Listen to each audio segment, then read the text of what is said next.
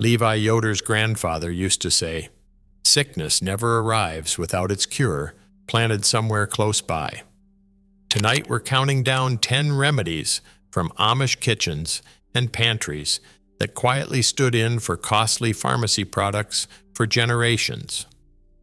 From penny-a-serving teas to common spices rivaling $30 supplements, several now have real science behind them. As drug prices keep climbing, we begin at number 10 with something already in your spice cabinet. In the 10th place, ground cayenne pepper mixed into warm oil stands out as the Amish answer to aching joints after a day of heavy work. This simple remedy calls for a pinch of cayenne, sometimes blended with olive or castor oil, gently heated and rubbed directly onto sore knees or hands. The tradition stretches back to the early 1800s, where cayenne appeared in Pennsylvania Dutch folk medicine as a first-line treatment for stiffness and joint pain. The secret lies in capsaicin, the same compound that powers commercial pain patches found in drugstores today. While modern science recognizes capsaicin's ability to desensitize pain nerves, the Amish version costs pennies per use, far less than the $15 to $20 price tag of a pharmacy patch. For generations, this fiery kitchen staple offered relief straight from the pantry, long before branded creams ever reached rural shelves. Number 9, a handful of plain oats, ground fine and stirred into warm bath water, has soothed itchy skin in Amish homes for generations. When poison ivy crept through the fence or a rash troubled a child, mothers reached for oats from the pantry, not a tube of medicated cream. This simple bath forms a gentle, milky barrier over the skin, easing irritation without harsh chemicals. The tradition traces back to the early 1800s, and its staying power is no accident. Modern eczema creams still rely on oat-based compounds for the same soothing effect. A single tub of oats can last months, while a tube of over-the-counter cream might cost $10 or more and disappear in a week. For the Amish, this remedy is less about novelty and more about everyday resourcefulness, an approach to comfort that puts family care ahead of pharmacy brands.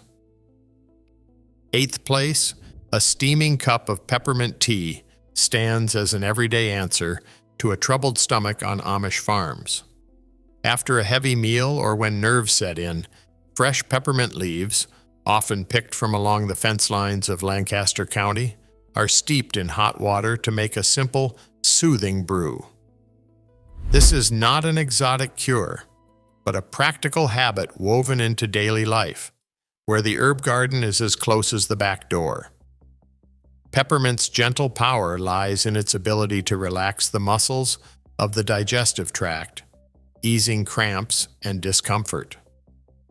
While modern over-the-counter stomach relief can cost $8 or more, a handful of leaves from the garden comes at almost no expense. For the Amish, peppermint tea is less about herbal mystique and more a reflection of plain living, turning what grows nearby into a reliable remedy for the unsettled stomachs that come with real work and real meals. Number 7. Witch hazel distilled from bark gathered along quiet creek banks has long held a place in Amish home remedy kits for bruises, bug bites, and weeping scrapes. The process is simple.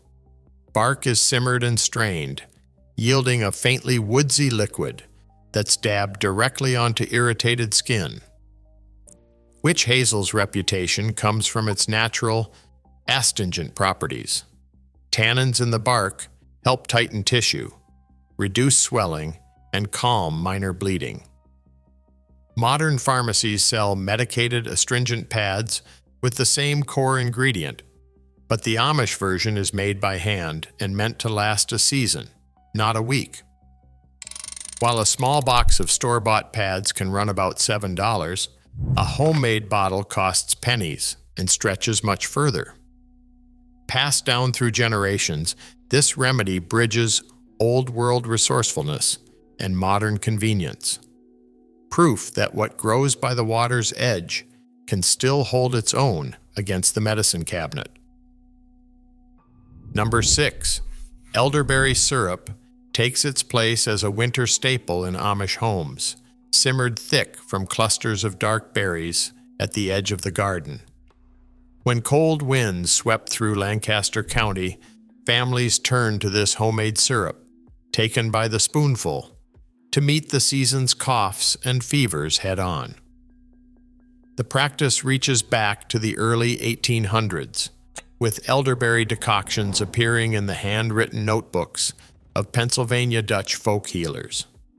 Modern research now hints at what these households long believed.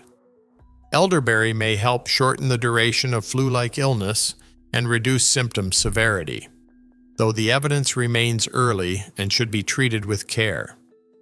One caution stands above all. Raw elderberries and leaves are toxic and must be thoroughly cooked before use. For just a few dollars in ingredients, a batch of syrup can last all season, offering a low-cost alternative to the $12 bottles lining pharmacy shelves. In the Amish tradition, the remedy is less about chasing trends and more about keeping close to what the land provides, with a careful respect for both its promise and its limits. Number 5, a spoonful of apple cider vinegar stirred into warm water and used as a gargle marks a familiar scene in Amish kitchens when sore throats strike. This remedy is often the first line of defense, passed down through generations for its sharp, bracing effect on throat irritation. The tradition rests on the vinegar's acidity, which is believed to help soothe inflamed tissue, though the exact science behind its action remains uncertain. Unlike store-bought lozenges that can cost around $6 per box and last only a week or two, a single bottle of vinegar stretches across dozens of uses. Yet, the safety rule is absolute. Vinegar must always be diluted.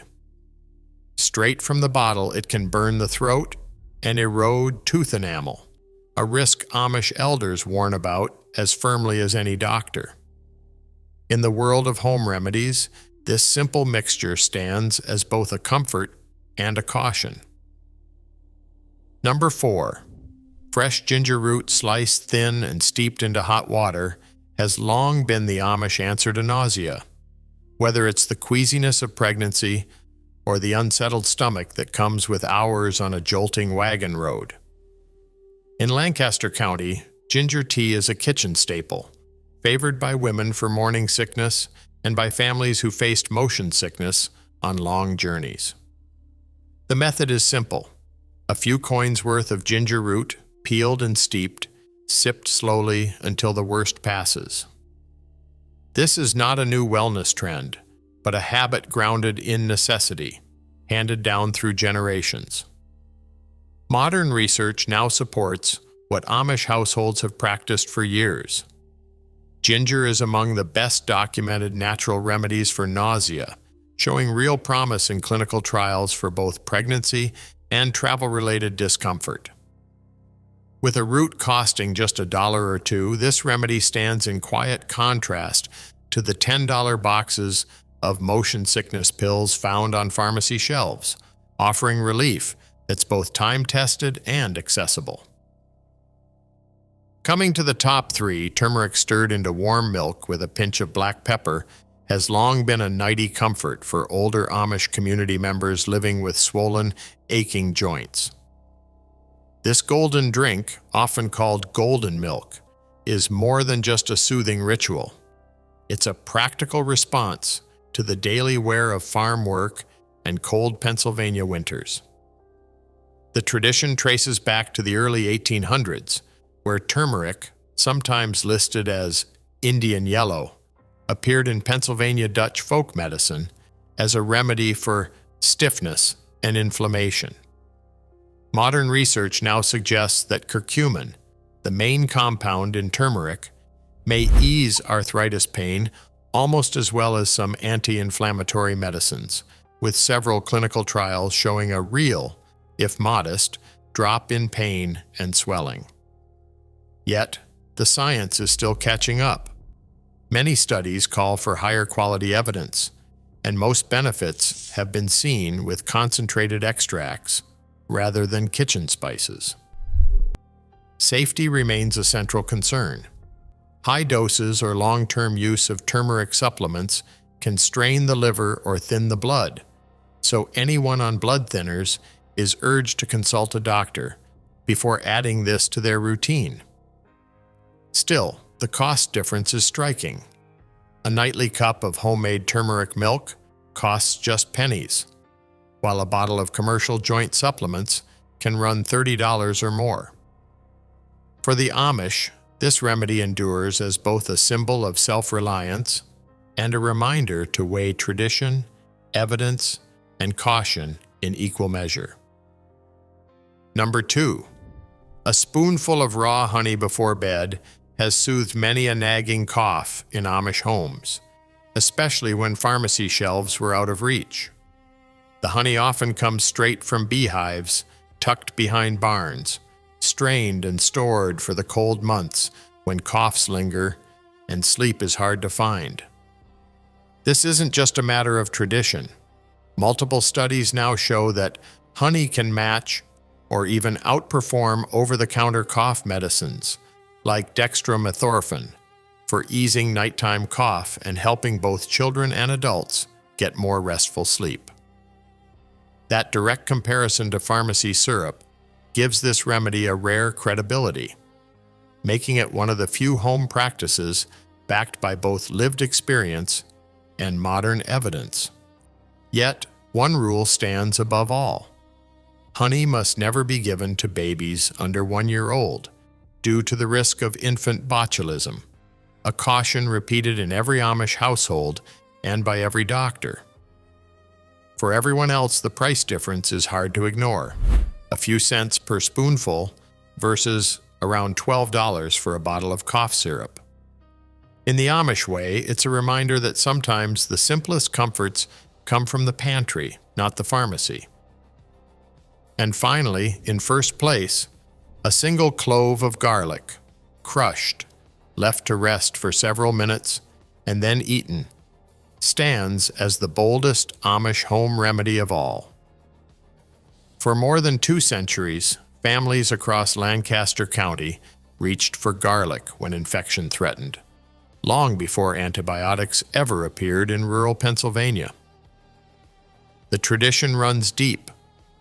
Elders recall stories of garlic tinctures passed from hand to hand, a kitchen staple pressed into service when distance or cost put doctors out of reach. Modern laboratory studies confirm that freshly crushed garlic releases allicin, a compound with real antibacterial and antiviral activity, though scientists continue to debate just how much of that power survives inside the human body. The contrast in cost is striking. A bulb of garlic from the market costs about $1, while a prescription antibiotic can leave patients with a copay exceeding $200, especially for newer or brand-name drugs. Yet the mystique of garlic comes with a warning as sharp as its taste. Raw garlic should never be rubbed directly onto the skin and left in place, as it can cause painful burns. For the Amish, this remedy is less about defiance and more about survival, a testament to plain living, resourcefulness, and the enduring hope that something simple, close at hand, might still carry the strength to heal. Across all 10 remedies, one pattern stands out. Necessity, not novelty, shaped Amish healing, using what was close at hand, sometimes centuries before science caught up. Some cures hold promise, others remain uncertain, and all demand caution. Remember, this is for information only, Which would you try first?